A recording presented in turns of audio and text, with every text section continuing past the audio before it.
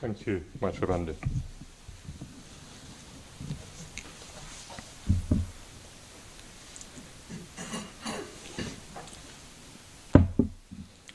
Once you have tied yourself to selflessness, you will be delivered from selfhood and released from the ties of 100 snares. So come, return to the root of your own self. So there's some words from Rumi, the Sufi poet, the medieval Sufi poet, who I feel at times just touches so keenly and directly on, in a way, what Buddhism's trying to articulate more conceptually sometimes. So come, return to the root of your own self. And those words hopefully will make more sense as I unpack this parable that I want to talk about from the White Lotus Sutra called The Myth of the Return Journey. And it's a parable that it's not told in the sutra by the Buddha, it's told by some of the elder disciples. 4 of the elder disciples tell the Buddha the parable. And they tell it because they're so overjoyed at hearing the Buddha reveal that enlightenment is more than they had originally anticipated. The Buddha has revealed to them just then that enlightenment can't just be about self-liberation. It can't just be about oneself, because almost by definition enlightenment is transcending the very notion of a fixed and separate me. And if I am too keen to just be liberated from me, I'm still caught in me. The Buddha reveals that enlightenment, true, full, perfect enlightenment, is inextricably woven with other people. It has to be fueled by an altruistic, compassionate response to alleviate suffering wherever there are beings suffering. Only through that altruistic response can self-transcendence mean anything. So this new teaching, which in a sense, you'd wonder why it's so new, but it's almost as if in the spiritual life it's so easy to get caught by my practice, my meditation, my positive experiences, my kindness. It all becomes rather self-referential if we're not careful.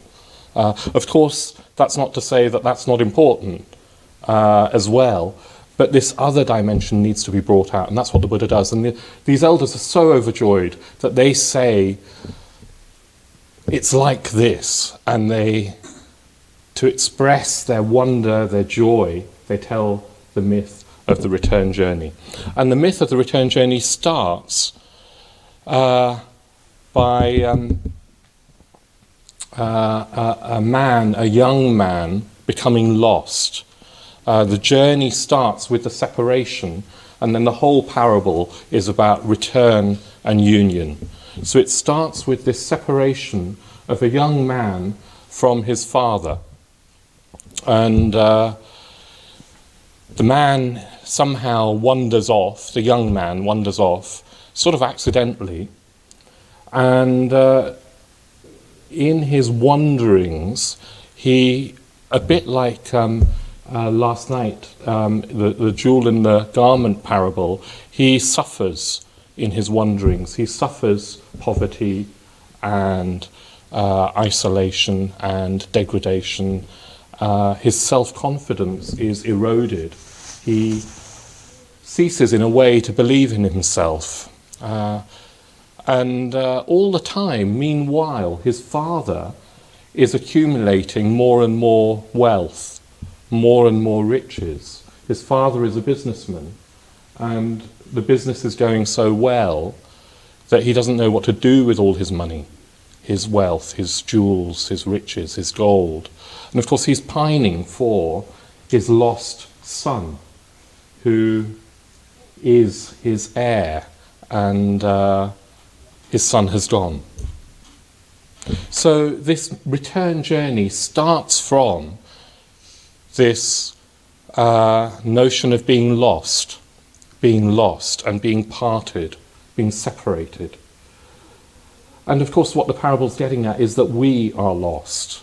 We are lost. We are parted, separated from, well, our true purpose in life, what is going to fulfill our deepest desire and need. We're lost from that. We've become estranged from our own spiritual potential.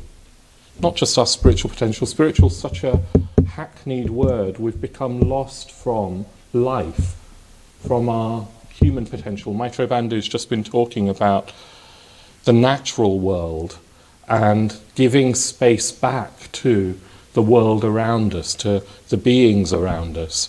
To do that is to feel connected with life. And so easily we've lost touch with that. It seems that it's not just our modern technicalized society that's done that. This parable was told a couple of thousand years ago in India, an almost unimaginably different society, and still these elders are saying we're lost. But I want to say that it's a good thing in some ways to be lost. At least it's a good thing if we're aware of being lost. Because if we know that we're estranged from real meaning, from real value, although that's a painful awareness, it's only through that awareness that we can move towards growth. If we don't even know we're lost, how are we going to move towards anything other than the trivial, superficial surface, the glittering surface that surrounds us all the time in our lives? How are we going to move into depth unless we feel some yearning for that? So being lost is the beginning of the quest. It's the beginning of the journey. It's the beginning of the journey. And the poverty of the young man in his lostness is, of course, not just material poverty. The parable's not really concerned about material poverty or material wealth. It's talking about his inner poverty, his spiritual poverty. This parable really speaks to me because I, for much of my early part of my life, I felt very keenly lost. I think it's probably not an uncommon experience in adolescence. You feel like you don't fit in. My father had died when I was 11, and I couldn't understand how adults around me got on with life as if death wasn't going to happen. How could you then talk about holidays and cars and whatever it was, when in any moment there was this enormous, unspoken, without a shadow of a doubt, truth that people pretended didn't exist. Also, I felt, after my father's death, I felt I was in communication with him through my imagination, through various means. I felt that the connection with him was real, was alive, that he was still in some way around, in a way that I couldn't describe. But I knew from that death wasn't the end. So if death wasn't the end, then what was life about? If death isn't the end, then life is about something. Do you see? If death is the end, then it's fairly clear that there's no particular higher meaning to life, and we might as well try and make the best of it and enjoy ourselves as much as we can, hopefully without causing too much pain for others. But if death isn't the end, then what is this thing of being alive? And I yearned for truth and meaning to those questions. But as I grew older, particularly in my 20s, I decided that all of that was just naive, romantic nonsense. I'd better grow up, I'd better get a job, I'd better settle down and do what everybody else did. So I left college and I tried to leave. I felt I was already a Buddhist, but I felt I ought to leave Buddhism behind. It was just escapist nonsense that wasn't going to lead to anything. And I tried just doing normal things. Like I had a career in the corporate world, in IT. I earned a lot of money. I had a good time. I had a lot of friends. Life was fine. And I knew somewhere that I had become lost. But it's worse than just being lost. In the parable, the young man isn't just lost, he forgets that he's lost. He forgets that he was ever this rich man's son. He sort of completely forgets who he is. He assumes this new identity of poverty. And I think forgetting is a very common human tragedy, because I do think that many people, probably all of us here, but I mean many people who never meditate or wouldn't ever consider themselves practicing any spiritual quest, have glimpses of something more, of a deeper, wider, bigger potential, a way of being that transcends their normal experience. I think that's a very, very common experience, and I think most people forget it. I think most people forget it as if it never happened, as if it never happened. And for me, forgetting is something that I never want to do again. I've forgotten for too long in the early part of my life. And when I came across the Dharma, when I came across Triratna, there was lots of doubt and questioning, and I was scared. But when I felt, particularly on this first retreat that I went on, which was in '94, almost 20 years ago, I felt that this was true. I couldn't deny the experience that I'd had. And what I vowed was that I didn't ever want to forget again. I did not want to forget, because I knew that if I forgot, I would be, in a way, like my father. I would die one day with regret. And so far, I've been fortunate enough to find myself in conditions that keep reminding me. I do forget, but I don't forget for very long. I don't forget for very long. People have been asking me, particularly some of the people who left a couple of days ago, were asking me how can they integrate what they've learned here in their everyday life? How could they take this new awareness, this open-heartedness, this sense of meaning, of value, of beauty, of kindness, how could they integrate that in a world which doesn't necessarily respect or value those values, that culture? And in a way, I could give you all sorts of tips as to how you integrate it, but actually what I realized I wanted to say was that integrating this experience in your everyday life isn't the most urgent of the questions. Yes, it's important. Yes, it's important at some point, but what's more urgent is how can you not forget this experience? Never mind integrating it.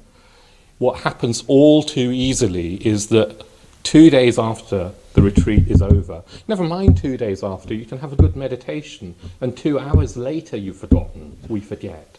We're such forgetting creatures. I think if there's one thing that I'd like you to remember from this talk is don't forget. Don't forget.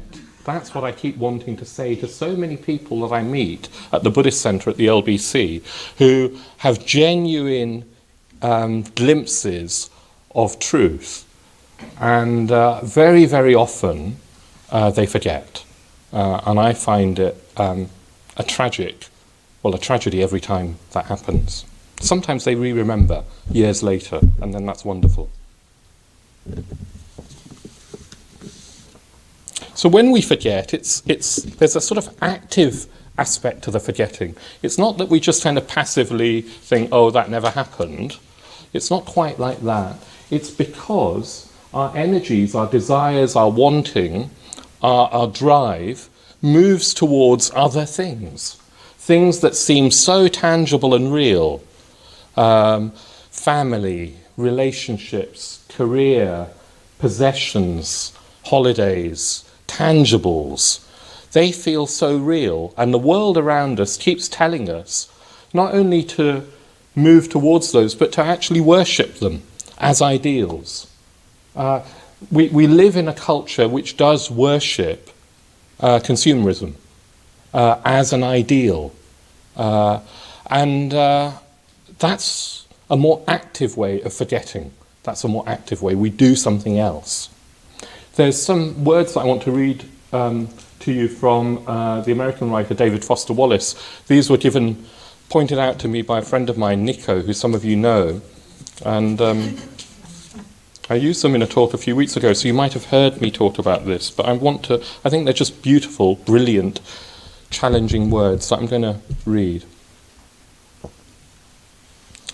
In the day-to-day trenches of adult life, there's no actual thing as atheism. There is no such thing as not worshipping. Everybody worships.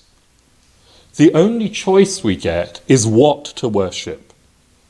And an outstanding reason for choosing some sort of spiritual type thing to worship is that pretty much anything else you worship will eat you alive. If you worship money and things, if they are where you tap real meaning in life, then you will never have enough. Never feel you have enough. It's the truth. Worship your own body and beauty and sexual allure, and you will always feel ugly. And when time and age start showing, you will die 1,000,000 deaths before they finally plant you. On one level, we all know this stuff already. It's been codified as myths, proverbs, bromides, epigrams, parables. The skeleton of every great story. The trick is keeping the truth up front in daily consciousness. Worship power, you will feel weak and afraid, and you will need ever more power over others to keep that fear at bay. Worship your intellect, being seen as smart, and you will end up feeling stupid, a fraud, always on the verge of being found out, and so on. Look, the insidious thing about these forms of worship is not that they are evil or sinful, it is that they are unconscious. They are default settings. They're the kind of worship you just gradually slip into day after day, getting more and more selective about what you see and how you measure value, without ever being fully aware that that's what you're doing. And the world will not discourage you from operating on your default settings, because the world of men and money and power hums along quite nicely on the fuel of fear and contempt and frustration and craving and the worship of self. Our own present culture has harnessed these forces in ways that have yielded extraordinary wealth and comfort and personal freedom. The freedom to be lords of our own tiny, skull-sized kingdoms, alone at the centre of all creation. This kind of freedom has much to recommend it, But of course there are different kinds of freedom. And the kind that is most precious, you will not hear much talked about in the great outside world of winning and achieving and displaying. The really important kind of freedom involves attention and awareness and discipline and effort and being able truly to care about other people and to sacrifice for them over and over in myriad petty, little, unsexy ways every day. That is real freedom. The alternative is unconsciousness, the default setting, the rat race, the constant gnawing sense of having had and lost some infinite thing. Isn't that just brilliant? Isn't that just brilliant? In a way, that is all that I, in a way, could say. But I am going to say more, because there's more to the parable than just being lost. There is something much more positive that happens. But yes, let's try to not forget. What happens in the parable is that the young man, after years of wandering, he's not even searching, he's just wandering aimlessly. After years of wandering, he comes to the land, to the town where his father is. And his father has now become an incredibly wealthy man. His father is sitting in front of this huge mansion house at the sort of porch, surrounded by his courtiers and servants and, yes, the whole of his court, and is clothed in silks and jewels, and he's just counting money. Running his hand through gold and jewels, and doesn't sound very spiritual, but you have to remember this is a spiritual wealth that is being alluded to. His father is just doing this, and the young man passes by the house and glances in, and he doesn't recognize his father. He doesn't recognize him. In fact, what happens is he feels frightened. He thinks, here's a very, very powerful, wealthy merchant. I must hide, otherwise I'll be captured and taken in as a slave. And so he makes off, he runs off. The man, though, the merchant, the father, glimpses him and recognizes him, knows that this is his son. And he sends some men after, some of his servants, courtiers, he sends them, a couple of them, to run after this young man, who's probably not so young anymore, and bring him back. And of course, they catch up with him, and they sort of touch him, grab him, I guess, and he faints. Out of fear, he just faints. The father sees all of this and realizes that there's been a lot of damage to this man. There's so much fear, he can't even recognize his own father, his own inheritance, his own self. He's not ready to. He's not ready to accept who he really is.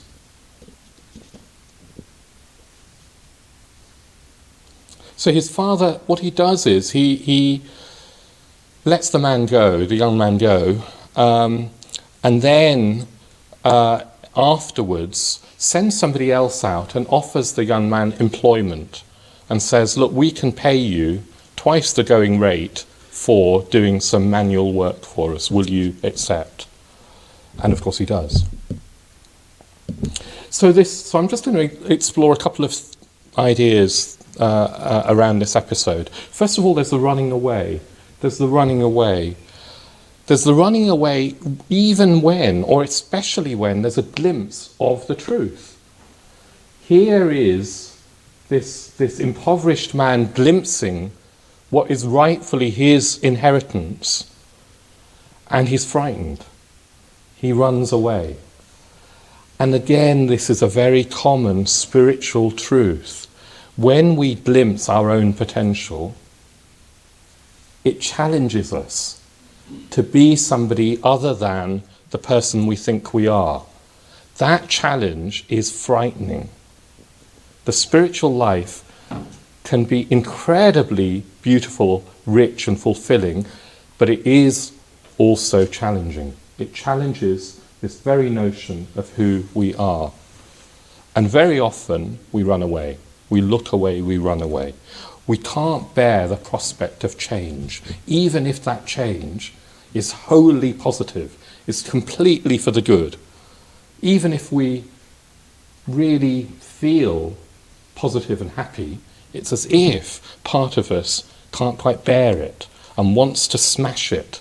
The cynicism comes in, the poisonous barbed comment, the doubt, the whatever it is, the wanting to trash what's actually very, very beautiful. Subhadramati, I think, was saying earlier on today that by day 3 on retreat, this very often happens. We have a very, very positive couple of days. I mean, this might not happen to you, or it might have already happened. You have a very, very positive, heart-opening experience. The world looks beautiful. You connect with other people in a meaningful way, even in silence. You find that there's more meaning in just even in simple things. The food tastes delicious, and then suddenly all this rage comes up and you want to smash the whole thing. And who are these people making you sit still silently with your eyes closed? And what do they know? What do they know anyway? Very, very common. We really can't bear change. We need, I think, guidance from friends and support from others who are also trying to change. To do it on our own, well, I don't think I could do it on my own, and I don't know anybody who I think could do it on their own. There are very, very few individuals. Sangharakshita is perhaps the only person I know who I feel has done it on his own. There are very, very few people who can do it on their own. Fortunately, you don't have to, because there are others.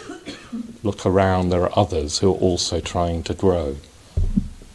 So friendship, sangha, community, is vital in the spiritual life. For real growth, you need others. You need others to encourage, to support. You also need the challenge of others to point out that you can be bigger than you think you can, that you can do more than you think you can. This is partly what we're doing on the team. We keep encouraging and supporting each other, and also gently, kindly challenging each other to do a little bit more than we think we can. And the result is something which I think is more than the sum of its parts. It's more than any of us. And then these king's men, they run after the young man, don't they? They run after him. And they're not even content when he faints. They actually try another means by offering employment. And I think this is very beautiful. I think this, for me, what it touches on or speaks of is that life will keep giving you opportunities to grow. If your intention is to grow spiritually as a human being, if your intention is to develop your mind and consciousness and to use that to be a force for good in the world, life will keep giving you opportunities. It's almost as if the universe has built into it natural laws that support self-transcendence. Just as the laws of gravity support objects falling to the earth, these laws of self-transcendence support this intention to grow. Sometimes I think it feels like these laws of self-transcendence operate even if you don't have an intention to grow. They come knocking on your door with teachings, and those teachings normally come in the form of suffering. When we don't get what we want, we're sometimes jolted into, forced into broadening our perspective, in thinking again, what are we doing? When the career that you really have put all your energy into fails, or when you have a relationship that you thought was going to be the love of your life breaks down, or when somebody dies. I have a friend who works with sick children in Great Ormond Street, and well, again, I guess unless you've got a sick child dying with cancer, you probably don't see that on the cereal packets, do you? You don't see that as part of what happens to many, many people in life. So sometimes it's as if life forces growth upon us through painful experiences. But my experience also is that to the extent that I actually want to cooperate with growth, it's not so painful. I keep being given beautiful opportunities. It's almost as if, my experience over 20 years and more has been that when I need to learn something, the person I need to learn it from, or the teaching that I need to hear, appears. I do feel time and time again as if I've been blessed. More than ever, I've been feeling that I've been blessed with not necessarily what I always want, because I too want comfort and chocolate and limes. I don't get all of those things. I do get actually a fair amount of that as well. But what I really yearn for, I keep getting given, offered, on a platter. I keep getting it, and I do feel very blessed. So yes, life will keep giving you opportunities. If you take them, growth is somehow easier. If we ignore them, sometimes they're forced upon us. So I just want to ask you to think about, what is it in your life that you can see is an opportunity for growth? When have you felt this? When has life come knocking on your door and said you can be more than you are? The young man accepts the employment. The employment is to shift this huge pile of dirt with a shovel, just from one place to another. And he says, yes, I'll do that. And he serves his father, who he doesn't know is his father, for many, many years, just shifting this pile of dirt.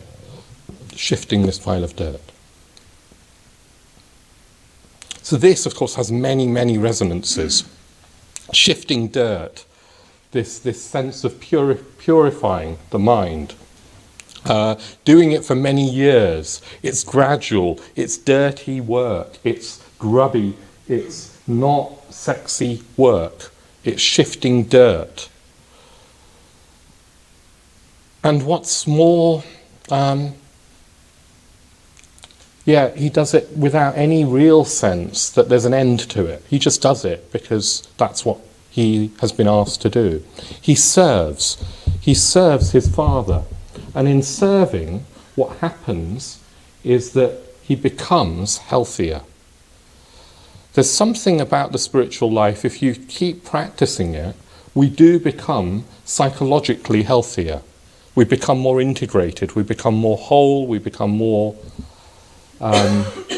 like we're one person who can act with consciousness rather than a whole cacophony of different conflicting impulses, one impulse taking over at one moment and then another at another moment.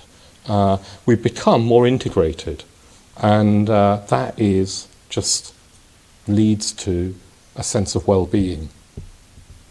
But I also like this notion that he serves. He serves doing menial work, and I think there's a lot of Buddhism puts a lot of emphasis on serving. How else are we going to shift egotism unless we're prepared to bow to something higher than ourselves, to serve something higher than ourselves? How else are we going to do that? We live in this cult of me, and even the spiritual life can so easily be commodified as something I want, So service goes against all of that. It goes against that natural selfish tendency. After some years, the father sort of sees that his son is healthier and capable of more. And what he says to him is, look, I need my affairs, my financial affairs managing. I trust you. Will you please be my steward, managing all my affairs? And the man says yes. He continues to live in a little hovel by his dirt heap, while the father lives in the mansion. But the young man now has free access to the mansion and free access to doing all the accounting and the management of all this wealth. He comes and goes as he pleases. And I think this signifies that he's not just becoming more integrated, but more emotionally positive. His confidence has grown. There's a sense in which he now doesn't feel frightened of the riches that are his own birthright. He's able to touch them, handle them. He still doesn't quite realise they're his, but he is familiarising himself with them and with his father. There's confidence, there's also self-confidence, there's self-metta. And when you have metta, what follows, sometimes precedes, is gratitude. You feel appreciative of others. So there's probably appreciation, rather than this poisonous self-reference which can happen when we're depressed or feeling worthless. What happens is the opposite of that, and we can start to appreciate others because we appreciate our own self-worth.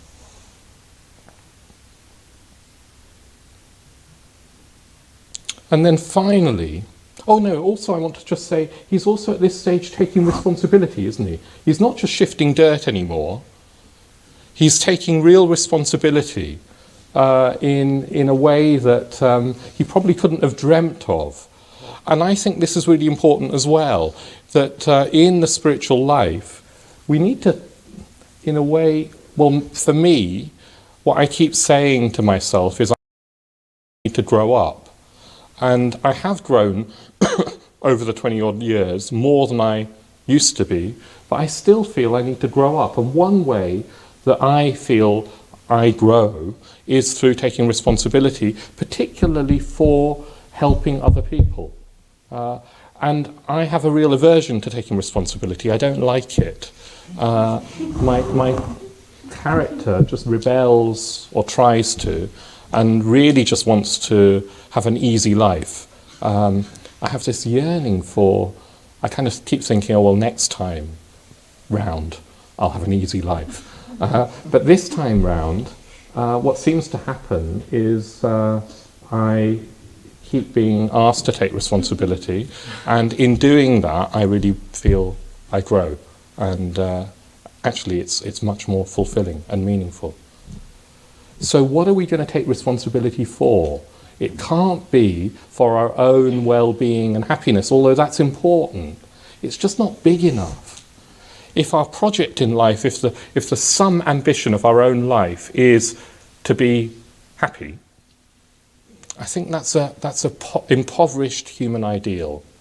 Einstein said that such values he likened them to the morals of a pig, because even a pig wants to be happy.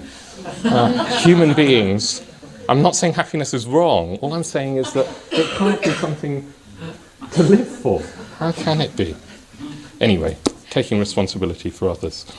Anyway, moving on, towards the end of the parable, the union becomes more complete. So the old man, the father, he sees that his son is now ready to inherit the wealth, to really assume his own identity.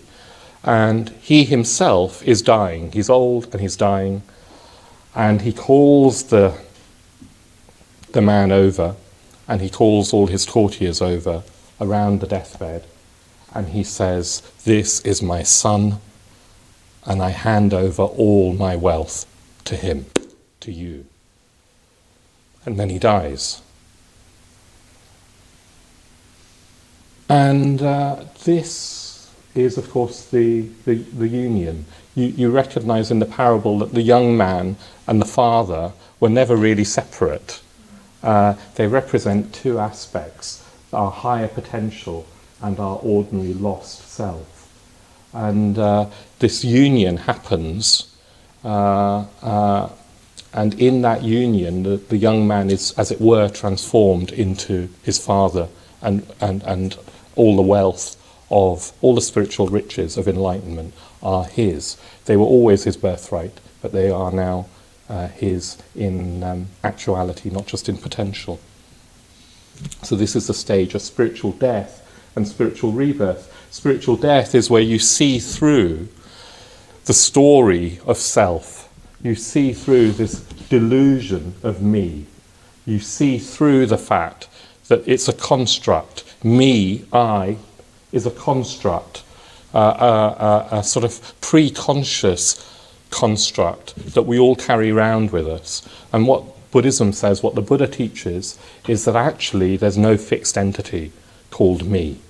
There is just flowing experience, and there's no real ultimate division between me and the rest of whatever there is, the rest of reality. Louis MacNeice puts it like this: it is this we learn after so many failures, the building of castles in sand, of queens in snow, that we cannot make any corner in life or in life's beauty, that no river is a river which does not flow. We cannot make any corner in life or in life's beauty.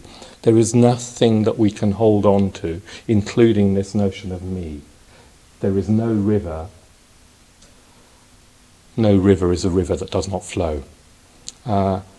This realization that there is only flow, and that we're part of this flow, and always were, is spiritual rebirth. That's when we inherit. That's when we let go of this old fixed holding on to me, this self-clinging, and something new arises. And I just want to finish by trying to evoke what it is that arises. What is it that arises? So Buddhism often talks about arriving where you always were. And this parable speaks in those terms, doesn't it? That the young man was always wealthy. He just was lost and had forgotten. You arrive back where you always were, this time with consciousness, this time with awareness. And that arriving back to where you always were is pointing to a profound spiritual insight. And I'm not sure I'm going to be able to communicate it to you. I'm not sure I understand it myself, but here goes. What I think the Dharma is talking about, is getting at, is that this phenomenal world, this world of objects that look so real, this phenomenal world of space and time and matter, is only a surface reality. It's not the deepest reality. It's not the deepest truth. It's not really what's going on. It is a surface appearance. It's an appearance of reality, like a mirage or a dream. It is there, but it's not the deepest reality. It's a sort of illusion of consciousness that sees the world as separated into internal and external. And then what it does is it turns that internal into a real me and the external into a real objective world. At a deeper level, that separation is transcended. It's not how things really are. If we let go of egotism, if we let go of self-clinging, if we see through this delusion that the me that I so dearly cherish is just a construct, what happens is that consciousness expands. Consciousness, which is so often experienced as just limited to my head and my body, sometimes not even the body. We're trying to, in this retreat, become aware of our bodies so that we can meditate more deeply. But what happens when we let go of self-clinging is that consciousness expands. It's no longer identified with this form. It expands infinitely, at least in potential, to embrace the whole of the phenomenal universe. In a way, even that's not true. It's as if this phenomenal world of space and time and matter unfolds within consciousness. It's not that consciousness is some construct in the brain, it's the other way round. Everything is unfolding within infinite consciousness. And that infinite consciousness, which is always full of love and connectedness and freedom and bliss, that infinite consciousness is our true birthright. It's not just because that's a God-given birthright, it's because that is what reality is. Everything is a manifestation of this consciousness, and even that's not a very good way of talking about it, because it makes it seem as if consciousness is a thing, like some huge being in the sky. Unfortunately, there are no ways of talking about this, because what we're transcending is the whole notion of duality. And our language, our concepts are premised on subject and object, on duality. So when we start talking about something non-dual, there's no words. There's no words. An image that speaks to me is of an ocean, but it's an infinite ocean, infinite in expanse and infinite in depth. And it's as if we live on the surface of that ocean. What's more, on the surface of that ocean there are ripples, there are waves, there are ripples and waves dancing around, flowing. And what we do is we identify with one of those ripples and say, that's me, that's me.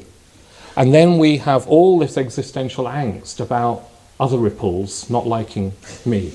And what will happen when I flow into some other ripple and disappear? What will happen to me? It's a very narrow perspective to have on what's actually happening. When we let go of self-clinging, when the ripple stops identifying itself as a ripple, as me, what happens is the consciousness of itself grows to embrace the whole of the ocean in all its extent and all its depth, that infinite depth, infinite extent. And it doesn't mean that the ripples stop playing on the surface. There are still ripples on the surface. This phenomenal world of space and time and matter doesn't disappear. You don't disappear from your body still operates, you can still have breakfast. It's that you no longer identify with one particular bit of reality. Everything is in consciousness, and always was. And how silly to identify with one tiny little bit and then worry about it. And when that happens, it's said that there's freedom, real freedom. The sort of freedom that David Wallace intimated, but more than that. Freedom that I can't really even imagine. And it's said that when there's that sort of freedom, there's bliss. There's bliss, sort of no matter what happens to the ripples. Whatever happens, you're no longer identified with that. You can just enjoy the sunlight sparkling and dancing on the play of the surface of the water, as well as never being shaken from the infinite depths. So when there's that sort of freedom, it's bliss. There's said to be bliss that is unshakable, unshakable. Nothing can shake you. And what's more, you no longer, because you're no longer identifying with me, but with all of reality, you no longer feel separate, and out of that ultimately separate. And out of that sense of not being separate, there's love, there's compassion. There's just this desire to alleviate suffering wherever there's suffering in the world. You become a natural vehicle for good, a force for good. We become forces for good. It's as if that law of reality which wants to support self-transcendence becomes embodied in us, and we can't help but act for the benefit of the world. And that is what the Buddha is. That's what the Buddha is pointing to. That's what enlightenment is. That's what our true birthright is. I want to finish by reading you just the last paragraph from a book by Karen Armstrong. The book is called The Case for God, and she's arguing for God. But her notion of God is very, it's not a traditional kind of theistic notion. It's very in line with the sort of natural laws that I've been talking about that support self-transcendence with, in a way, this universal consciousness. And what I find interesting is that the whole of the book is really about the three great monotheistic traditions of Christianity, Islam and Judaism. But her last paragraph is on the Buddha. She finishes with the Buddha. And she tells the story in her own words of a man, a priest, a Brahmin priest, encountering the Buddha shortly after the Buddha's enlightenment and being struck by the Buddha's serenity and spiritual glow.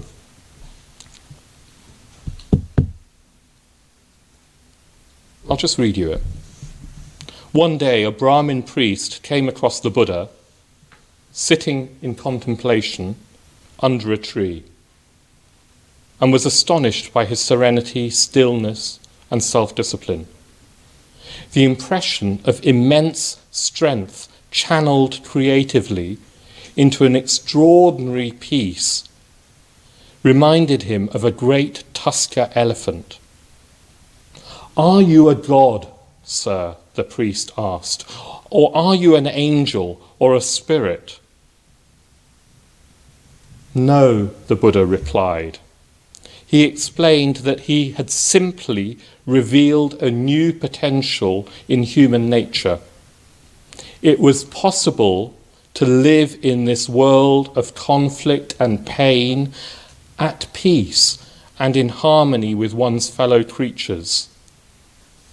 There was no point in merely believing it. You would only discover its truth if you practiced his method, systematically cutting off egotism at the root. You would then live at the peak of your capacity, activate parts of the psyche that normally lie dormant, and become fully enlightened human beings. "Remember me," the Buddha told the curious priest, "as one who is awake." Thank you.